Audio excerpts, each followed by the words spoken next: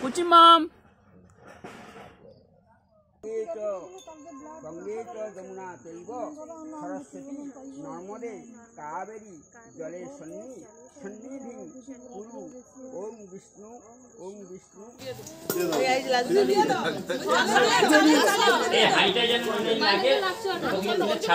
पिता सदर गोबर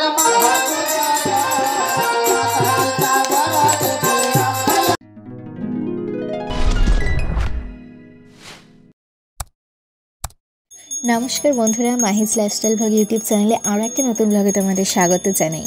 तोमरा रायेर अन्नप्राशन उपलक्षे अनेक कटा ब्लग देखे नियेछो। ओई अन्नप्राशन उपलक्षे आरो एकटा अनुष्ठान किन्तु हयेछिलो शनिवार राते आमादेर षष्ठी मंगल। तो सेई अनुष्ठानेर एई किछु अंश तोमादेर सामने तुले धरछि।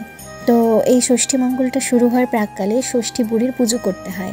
তো সেই পুজোর জন্য ষষ্ঠী পুজোর ব্রতী আমি হয়েছিলাম। তো সেই কারণে আমাকে নিয়ে ষষ্ঠী পুজোর যে নির্দিষ্ট ঠাকুরমশাই ছিলেন তিনি আমাদের পুকুর ঘাটে চলে এসেছেন এবং এখানে প্রায় আধ ঘন্টা ধরে মন্ত্র উচ্চারণের মধ্য দিয়ে এবং পুজোর মধ্য দিয়ে ষষ্ঠী মঙ্গলের ঘট তোলা হলো। তো সেই কারণে বুঝতেই পারছো কি ঠান্ডা, আর ওর বাবা একটু অসুস্থ হয়ে পড়েছিল। তো সেখানে পুজোর প্রতি আমি হয়েছি, আর এই কনকনে ঠান্ডা জলের মধ্যে আমি কিন্তু দাঁড়িয়ে রয়েছি। তো যাই হোক, বাচ্চার জন্য বাবা মার কাছে এটুকু কষ্ট কোনো কষ্টের মধ্যেই পড়ে না। তো আমরা পুজো করলাম এবং মন্ত্র উচ্চারণের মধ্য দিয়ে ঘটোত্তোলন হলো। তারপর চলে এসেছি পুজো মণ্ডপে, যেখানে লোকনাথ বাবার পুজো হয়েছিল তার ঠিক সামনেই ষষ্ঠী পুজোর ঘর ঠাকুরমশাই সাজিয়ে ফেলেছেন। তো সাজিয়ে এবার পুজো শুরু করবেন এবং আমাকে বসতে হয়েছে, কারণ যেহেতু আমি ব্রতী এই পুজোর তো কিছু রিচুয়ালস আছে রাইকে নিয়ে যেগুলো হবে। তো সে কারণে আমি বসেছি, আর ঠাকুরমশাই এই যে ঘর দেখতে পাচ্ছ সামনে, এই ঘটের আরতি করে পুজোটা সেরে নিচ্ছেন। তো আমার সঙ্গে তোমরা পুরো ব্লগটা দেখতে থাকো। এই ষষ্ঠী পুজো এবং ষষ্ঠী মঙ্গল আসলেই একটা ভীষণ ইন্টারেস্টিং ব্যাপার, যেটা জীবনে প্রথমবার আমি দেখলাম এবং আমরা উপলব্ধি করলাম। তো দেখো রাই কত সুন্দর ছোট্ট কিটি মিয়াপুষির মতো আমার কোলে বসে রয়েছে, আর সুন্দর একটা শীতের পোশাক পরেছে, যেটা ওর বড় দিদিন ওর জন্য এনেছিল। আমার তো খুব পছন্দ এবং আই থিঙ্ক রায়েরও খুব পছন্দ, এবং রাইকে মানাচ্ছে ওর খুব সুন্দর। তো যাই হোক, তো ওইখানে পুজো শেষ হওয়ার পর আমরা অন্য আর একটা প্যান্ডেলে চলে আসলাম, যেখানে ষষ্ঠী মঙ্গল অনুষ্ঠানটা হচ্ছে। তো এখানে বাড়ির যারা বড়রা এবং গেস্টরা রয়েছে অবশিষ্ট, তো তারা সকলে বসে এই ষষ্ঠী পুজোর অনুষ্ঠান দেখছে। তো ষষ্ঠী মঙ্গলের স্পেসিফিক যে পার্টটা সেটা হচ্ছে একজন সাতভক্ষণ হয় যে মহিলার, তো সেই মহিলার সাতভক্ষণের অংশটা গানের মধ্য দিয়ে এবং ক্রিয়াকলাপের মধ্য দিয়ে তুলে ধরা হয়। ব্যাকগ্রাউন্ডে ওনারা গান গাইছেন এবং তৎসঙ্গে সস্ত্রীক সধবা মহিলারা সকলে যেরকমটা সাতভক্ষণে হয়, হ্যাঁ, আলতা পরিয়ে দিচ্ছে, সিঁদুর পরিয়ে দিচ্ছে, নতুন কাপড় দিচ্ছে, আয়নায় মুখ দেখানো হচ্ছে, চুল আঁচড়ে দেওয়া হচ্ছে, এইসব রিচুয়ালসগুলো।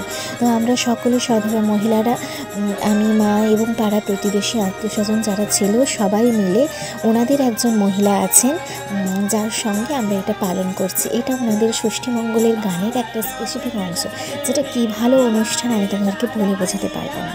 তো আমার সঙ্গে তোমরা দেখতে থাকো আর উপলব্ধি করো।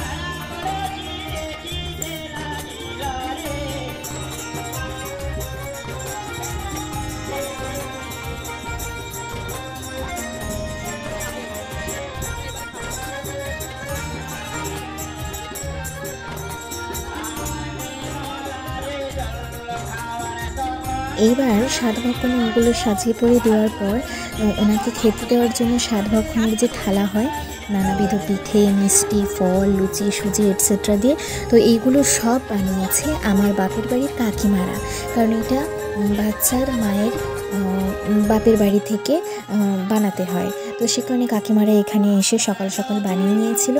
তো সেই সব কিছু দিয়ে খই, মোয়া, 3-4 রকমের পিঠে, মিষ্টি, ফল, লুচি, সুজি এইসব দিয়ে সাতভক্ষণের থালিটাকে সাজানো হয়েছে।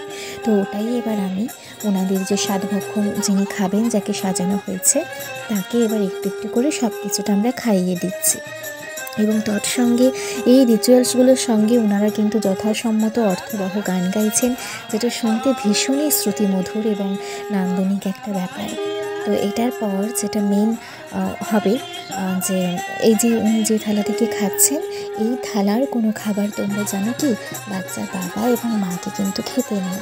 তো সেই প্রসাদটাকে কী করতে হয়, যারা যারা ষষ্ঠীমঙ্গল দেখছেন, পাড়া প্রতিবেশী আত্মীয় স্বজনরা রয়েছেন, তাদের সবার মধ্যে বিলিয়ে সবাইকে খাইয়ে দিতে হয়।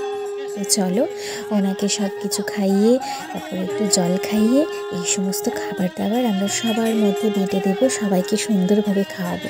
ভীষণ সুন্দর একটা রায়ের অন্নপ্রাশনের যতগুলো রিচুয়ালস হয়েছে তার মধ্যে এটাই সবচাইতে সুন্দর একটা রিচুয়ালস, যেটা আমরা সবাই প্রথমবার খুব ভালোভাবে উপলব্ধি করেছি, কাটিয়েছি। তোমরা আমাদের সঙ্গে দেখতে থাকো। দেখো আমার কাকিমারা বাবার বাড়ি থেকে যারা এসেছেন এবং এখানে যত আত্মীয় স্বজন বন্ধু বান্ধব পাড়া প্রতিবেশী রয়েছে সবাইকে আমরা খাইয়ে দেব।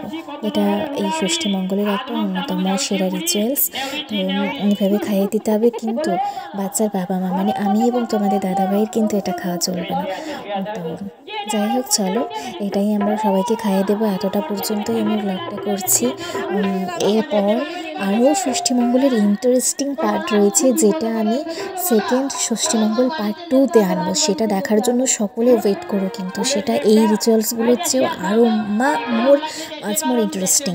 তো আমার সঙ্গে দেখতে থাকো তোমরা পুরো ব্লগটা। এখানে যেহেতু এইগুলো একটা স্মৃতিমধুর পর্ব, তো সেজন্য আমি একদমই স্কিপ করলাম না বা ছোট করে কেটে রাখলাম না, পুরো ভিডিওটাই আমি রেখে দিলাম এই ব্লগের মধ্যে। এই ষষ্ঠীমঙ্গলের নেক্সট পার্টের যে আরও ইন্টারেস্টিং রিচুয়ালসগুলো খুব শীঘ্রই আমি সেকেন্ড পার্টে নিয়ে আসছি। অবশ্যই সকলে দেখো কিন্তু, আর আমার সঙ্গে থেকো, পাশে থেকো, ব্লগটাকে কন্টিনিউ করো কেমন। আর তোমরা এই ভিডিওগুলো তোমাদের বাড়ির সমস্ত আত্মীয় স্বজন বন্ধু বান্ধবদের সঙ্গে শেয়ার করো। আর যারা নতুনরা ফার্স্ট টাইম আমার চ্যানেলে এই ভিডিওটা দেখছো তারা আমার চ্যানেলটাকে সাবস্ক্রাইব করে দিয়ে আমার ফ্যামিলির মেম্বার হয়ে যাও। থ্যাংক ইউ সো মাচ সকলকে।